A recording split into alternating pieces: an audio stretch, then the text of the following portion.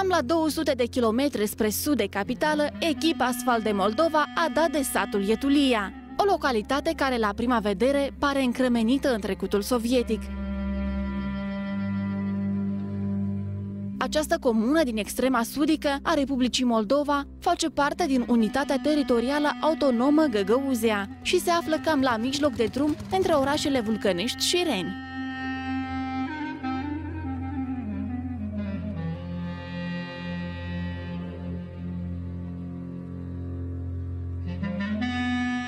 Majoritatea locuitorilor din Ietulia sunt găgăuzi. Băștinașii ne-au spus că țin foarte mult la sat, așa că nu au stat mult pe gânduri și ne-au condus spre comora lor, un loc bogat în râpe multicolore, cunoscute și ca aflorimentele de argile ietuliene. Am văzut imagini cu aceste comori naturale din Ietulia, fotografiate de pe satelit, însă în realitate ele s-au dovedit a fi de o frumusețe rară.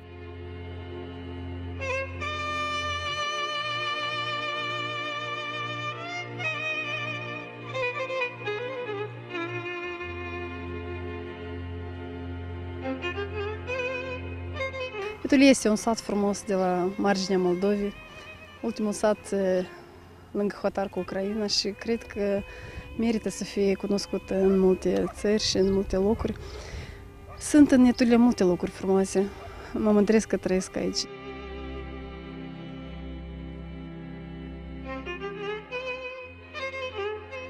Это мое родное село, во-первых. Я большая патриотка, тем оно для меня прекрасно, богато, живописно, вы сами видели. Зеленый цвет преобладает везде, начиная с весны, заканчивая до глубокой осени, все это есть. Ну и зимой тоже прекрасно, потому что это место, богатое место, живое место. Вот. Здесь природа прекрасная.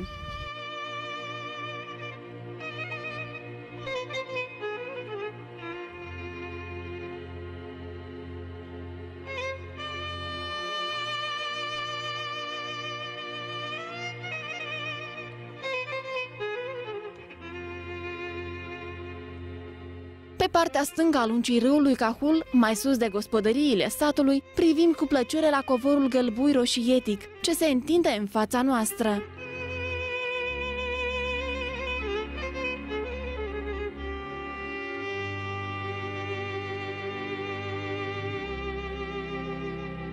În aceste ripi neobișnuite, straturile de lut creează o priveliște demnă de tablourile celor mai ilustri pictori. Cercetăm cu atenție relieful ripelor cu malurile fisurate, ce se pot surpa oricând.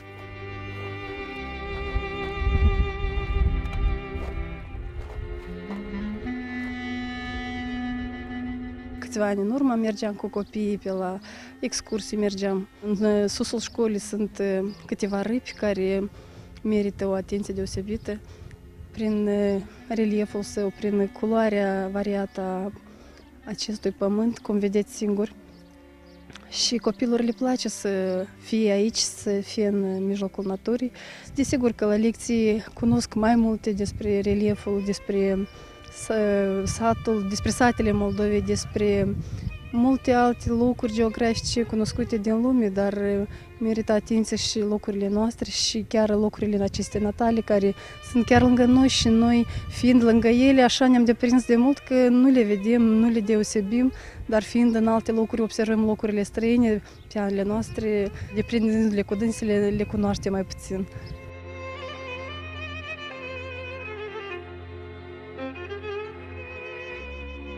Avem 3 râpe, sunt foarte frumoși și noi cu fetele mergem acolo vara. În primul rând, patria mea, este satul meu și eu trebuie să știu ce aici este. Trebuie să știm despre patria noastră mai mult. Râpe care se află lângă biserică. Ea se află lângă de casa mea și eu încă când eram mică mergeam acolo. Mi-a plăcut acolo foarte mult.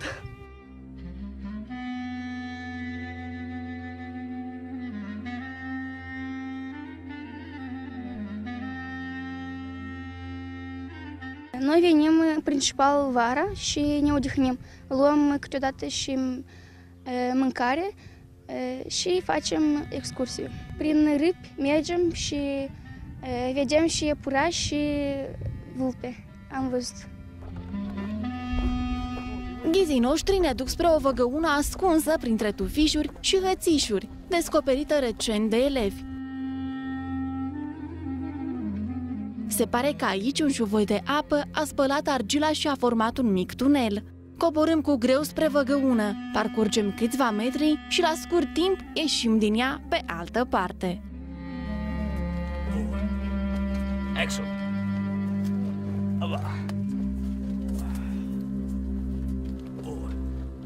Noi mergeam și am văzut pe ea, mi-a plăcut și a plăcut fetelor. Am intrat acolo, era puțin strașnic, dar nimic.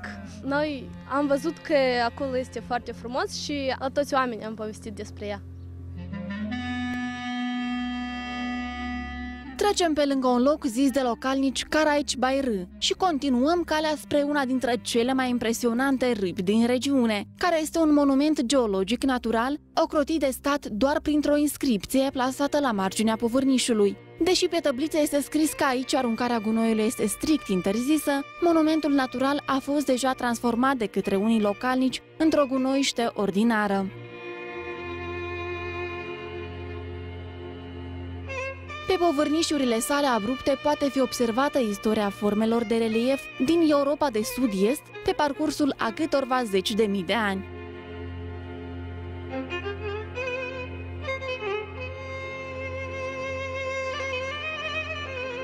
În această râpă de semnificație națională și mondială au fost descoperite urme de mastodonți și elefanți primitivi din epoca Paleocenului, de acum 65 de milioane de ani.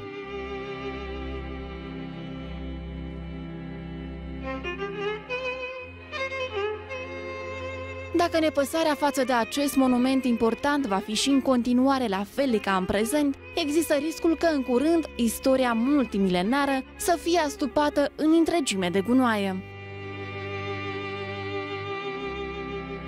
De la acest gunoi se întâmplă boli. Sunt multe epidemii între păsări, între oameni, chiar ajung între animale și este foarte rău pentru că și copiii se îmbolnăvesc cu oamenii. Din păcate este așa. Este așa și ne pare rău că acest lucru se întâmplă și sperăm să, în viitorul apropiat, să nu mai fie lucrul acesta, cu ajutorul dumneavoastră posibil, cu ajutorul autorităților locale, să nu se mai întâmple. Vedeți ce resturi sunt de la copii, de la magazin, din masă plastică, care toate pot fi utilizate.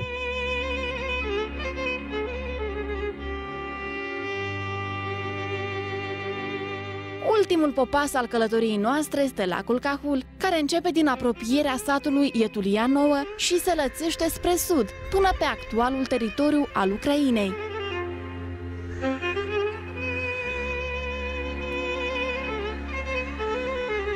Pe malul lacului am fost întâmpinați de un croncănit asurzitor al ciorilor, care și-au făcut cuiburile în copacii de aici.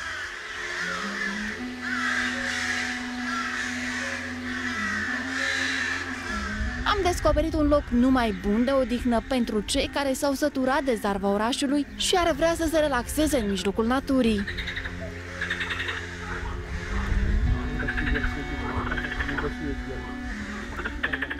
Apropo, am aflat de la localnici că o veche legendă spune că apele acestui lac ascund de câteva secole o comoară.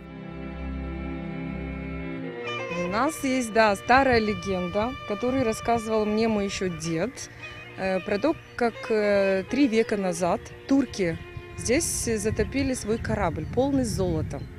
Он вывозил отсюда, вот к себе домой, да, награбленное, скажем так вот. Но это легенда, так как, естественно, такое богатство привлекает народ. Насколько пытались его достать, ничего подобного не нашли. Но из истории я не только от деда это слышала, но и такая версия была и от моих учителей по истории, и учителей по филологии, что действительно у нас в селе такое имело место.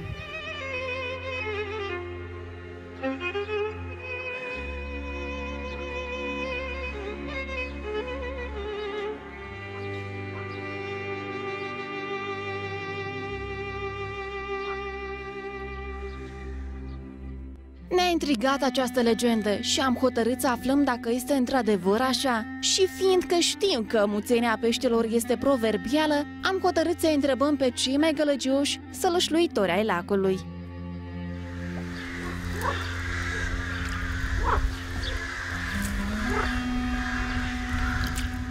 Broaștele însă au muțit ca prin minune și încercau un fel și chip să fugă de răspuns.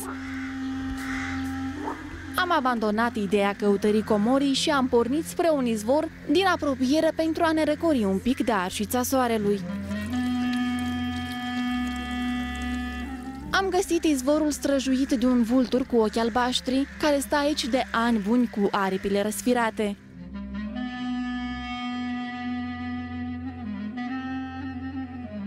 Într-un târziu am revenit la lac, dar cu gândul tot la frumoasele râpe pe care le vizitasem la începutul călătoriei noastre prin Iătulia.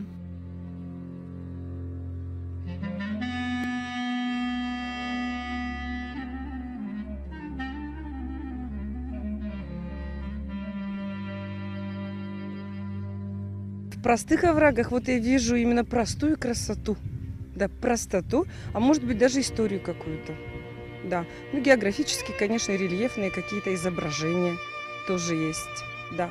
Но одним словом я вижу то, что радует глаз человека.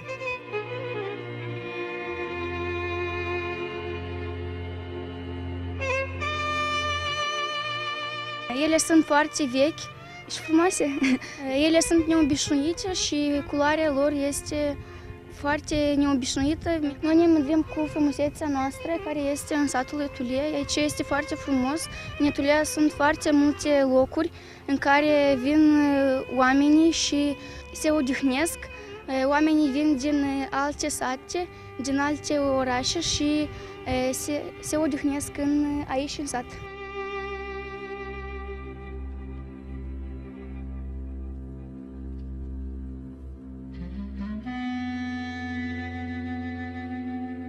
Este foarte frumos și ar fi bine să mai vină și alți oameni pe la noi să ne vadă bogăția.